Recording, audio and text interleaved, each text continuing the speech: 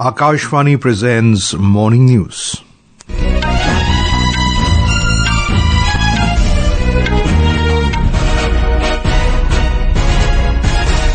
Good morning, I am Abhishek Mukhopadhyay. The headlines. Prime Minister Narendra Modi says Operation Sindoor extends beyond its original scope, symbolizing lifelong commitment to national progress. India's FDI inflows surged 14% to over $81 billion in the last financial year. US orders hold in student visa interview, eyes expansion of social media vetting of applicants. IMD forecasts above normal rainfall during southwest monsoon this season. And in IPL Cricket, Royal Challengers Bengaluru registers stunning victory over Lucknow Super Giants to seal place in the first qualifier. Prime Minister Narendra Modi has said that Operation Sindoor will extend beyond its original scope, symbolizing a lifelong commitment to national progress. Addressing the celebrations of 20 years of Gujarat urban growth story in Gandhinagar, Gujarat yesterday, Prime Minister Modi said Operation Sindoor is not merely a military initiative, but a responsibility shared by every Indian citizen. ये operation सिंदूर जन बल से आगे बढ़ेगा, जन जन देश के विकास के लिए भागीदार बने, दायित्व संभालें। हम इतना तय कर लें कि 2047 जब भारत की आजादी के 100 साल होंगे, विकसित भारत बनाने के लिए, तत्काल भारत की इकोनॉमी को 4 नंबर से 3 नंबर पर ले जाने के लिए अब हम कोई विदेशी चीज का उपयोग नहीं करेंगे। The Prime Minister stressed the necessity of economic self-reliance, advocating for the one district, one product strategy to enhance local manufacturing and support indigenous industries. Encouraging national pride, the Prime Minister urged citizens to take pride in made in India products and celebrate the country's advancements. On India becoming the fourth largest economy, Mr. Modi noted that overtaking a former colonial power marked a historic achievement.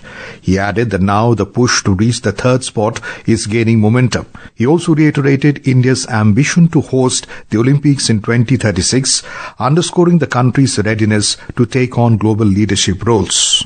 हम दुनिया की चौथी economy बने हैं और मुझे याद है हम जब 6 से 5 बने थे तब देश में और ही उमंग था और उसका कारण ये था कि 250 साल तक जिन्होंने हम पर राज किया था ना, उस यूके को पीछे छोड़ करके हम 5 बने थे। लेकिन अब 3 कब बनोगे इसका दबाव बढ़ रहा है। अब देश इंतजार करने को तैयार नहीं है और अगर कोई ने इंतजार करने के लिए कहा तो पीछे से नारा आता है, मोदी है तो मुमकिन है। Prime Minister Modi concluded 2-day visit to Gujarat, during which he inaugurated and laid foundation stone of multiple development projects worth over 82,000 crore rupees. He launched projects worth 5,536 crore rupees at Mahatma Mandir in Gandhinagar yesterday. Vice President and Chairman of the Rajya Sabha Jagdeep Dhankar has emphasized that national security requires indigenous strength and that war is best avoided from a position of strength. Speaking at the inaugural session of the Rajya Sabha internship program in New Delhi, Mr. Dhankar stated that peace is secured when a nation is ever ready for war. He added the strength comes not only from technological advancements and conventional military power, but also from the people. For national security, we need indigenous strength. War is best avoided from position of strength. Peace is secured when you are ever ready for war. And therefore, strength comes apart from technological prowess, conventional armed strength from people also. Vice President urged all members of the political spectrum to seriously reflect and reach a consensus on matters of national security, economic growth and internal security, stressing that such critical issues demand unity above political differences.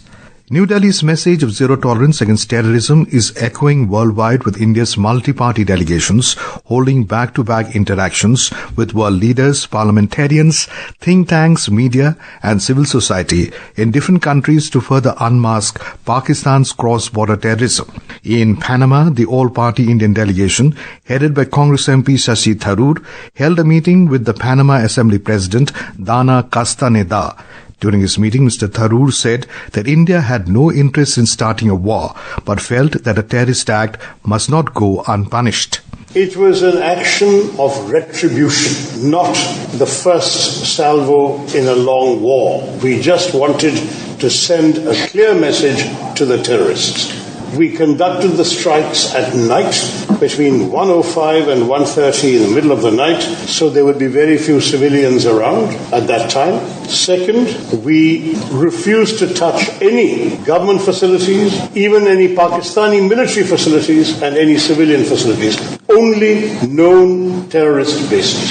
In South Africa, the all-party delegation led by NCP-SCP Supriya Shule advocated India's zero-tolerance policy towards cross-border terrorism.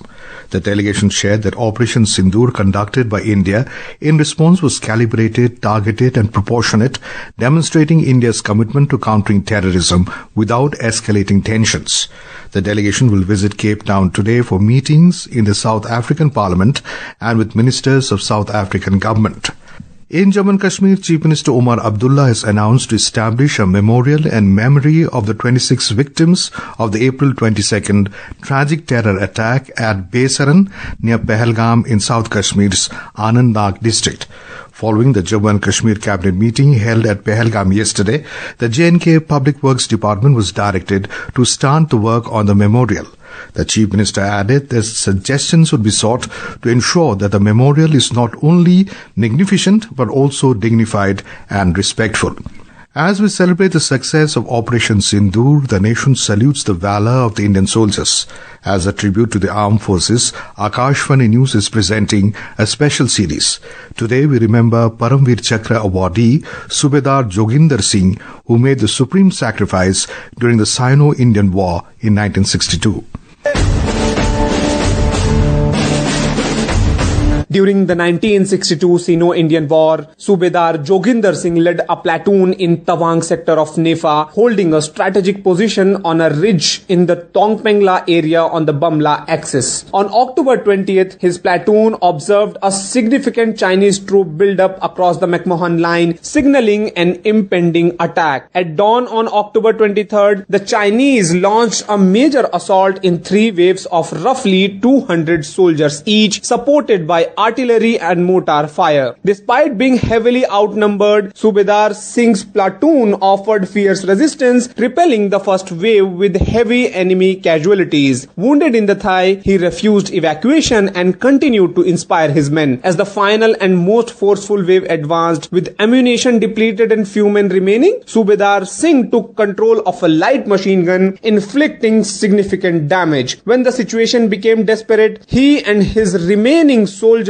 charged the enemy with fixed bayonets. They engaged in close combat, killing many before being overwhelmed. For his extraordinary courage, leadership and devotion to duty, Subedar Joginder Singh was posthumously awarded the Paramveer Chakra. Sakleen Akhtar for Akashvani News, Delhi.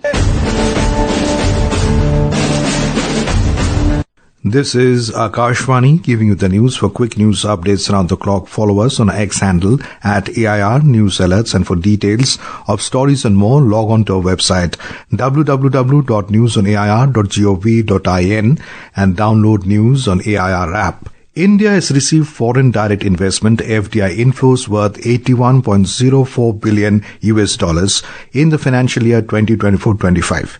It reflects a 14% increase from $71.28 billion in the financial year 2023-2024. We have a report. Ministry of Commerce and Industry in a statement said that the services sector emerged as the top recipient of FDI equity in 2024-25 by attracting 19% of total inflows. It was followed by computer software and hardware at 16% and trading at 8%. FDI into the services sector also rose by 40.77% to $9.35 billion from $6.64 billion in the previous year. The ministry added that India is also becoming a hub for manufacturing FDI, which grew by 18% in financial year 2024-25 and reached $19.04 billion as compared to $16.12 billion in 2023-24. The government has put in place an investor-friendly FDI policy under which most sectors are open for 100% FDI through the automatic route. With Anand's report, Vishnu PS, Akashvani News, Delhi. The Central Board of Direct Taxes, CBDT, has extended the last date of filing income tax returns, ITRs, from 31st July to 15 September this year. CBDT in its statement said that this extension will provide more time to people due to significant revisions in ITR forms, system development needs, and TDS credit reflections. The Coordinating Committee on Manipur Integrity, an apex body of valley-based civil society organizations of Manipur, held a meeting with senior officials of the Home Ministry in New Delhi yesterday. The committee were given a special invitation by the ministry earlier this week. Advisor to the MHA on Northeast Affairs, A.K. Mishra, and Joint Director MHA, Rajesh Kamble, represented the ministry. The delegation deliberated regarding the 3rd of May 2025 resolution, which was adopted during a massive People's Convention held at Imphal. U.S. Secretary of State Marco Rubio ordered U.S. embassies and consular offices to stop scheduling new visa interviews for student applicants as Donald Trump administration is considering strict vetting of applicants' social media profiles. This directive would mark a broader application of existing vetting procedures to restrict foreign students' entry to American schools and colleges. Earlier, Trump administration decided to bar Harvard University from enrolling international students. The India Meteorological Department IMD has predicted that rainfall across the country is likely to be above normal during this monsoon season. According to the IMD, the monsoon has arrived earlier than usual this year. Additionally, the department expects below normal heat wave days in parts of northwest India as well as adjoining areas of central and east India over the next month. For today, the IMD has forecast heavy to very heavy rainfall at isolated places over coastal Karnataka, Kerala, Mahe, Nagaland, Manipur, Mizoram and Tripura. We have more from a correspondent. According to IMD, Assam, Meghalaya, Interior Karnataka, Goa, Central Maharashtra, Odisha, Tamil Nadu, Puducherry, Karaikal and Telangana are going to witness very heavy rainfall over the next 2 days. Similar conditions are expected over Gangetic West Bengal, Gujarat, Jharkhand, Uttarakhand and Vidarbha. The weather agency has said that Haryana, Chandigarh, Delhi, Himachal Pradesh and Punjab are expected to witness thunderstorms accompanied with lightning and gusty winds. Meanwhile, heat wave-like conditions will likely be over West Rajasthan. Maximum temperatures are also expected to rise by about 2 to 3 degrees Celsius over northwest India during the next 2 days. Adarsh for Akashvani News, Delhi. In IPL T20 cricket, stand-in captain Jitesh Sharma played a brilliant innings and helped Royal Challengers Bengaluru beat Lucknow Super Giants by 6 wickets in the final group stage match at the Ikana Cricket Stadium in Lucknow last night. Jitesh's explosive 85 unbeaten of just 33 balls powered RCB to finish second on the points table, securing a spot in qualifier 1. They will now face Punjab Kings tomorrow. And now for a look at today's newspapers, it's over to Subhadra Ramachandran. Thank you, Abhishek. The Asian Age quotes PM Modi as saying terrorism isn't proxy war for Pakistan but core strategy. The statesman also quoting him writes, India will respond to Pakistan's terror war strategy. The Hindu business line quotes the PM as saying urban growth key to India's rise as third largest economy. 5th generation stealth fighter jet project takes wing, reports the Tribune. Trump administration moves to cut $100 million in Harvard contracts, informs the Hindustan Times. Business Standard quotes the US Embassy telling foreign students visa may be revoked for skipping classes. Frame guidelines for rehabilitation of stray dogs. High Court directs agencies in National Capital, notes the Hindu. And finally, government launches Know Your DigiPin and Know Your PIN code web portals, reports the Statesman. With that, it's back to you, Abhishek. Thank you, Subhadra. And now, before we end the bulletin, the headlines once again. Prime Minister Narendra Modi says Operation Sindoor extends beyond its original scope, symbolizing lifelong commitment to national progress. India's FDI inflows surged 14% to over $81 billion in last financial year. US orders halt in student visa interviews, eyes expansion of social media vetting of applicants. IMD forecasts above normal rainfall during southwest monsoon this season. And in IPL Cricket, Royal Challengers Bengaluru registers stunning victory over Lucknow Super Giants to seal place in the first qualifier. And with that, we end the morning news. Have a nice day.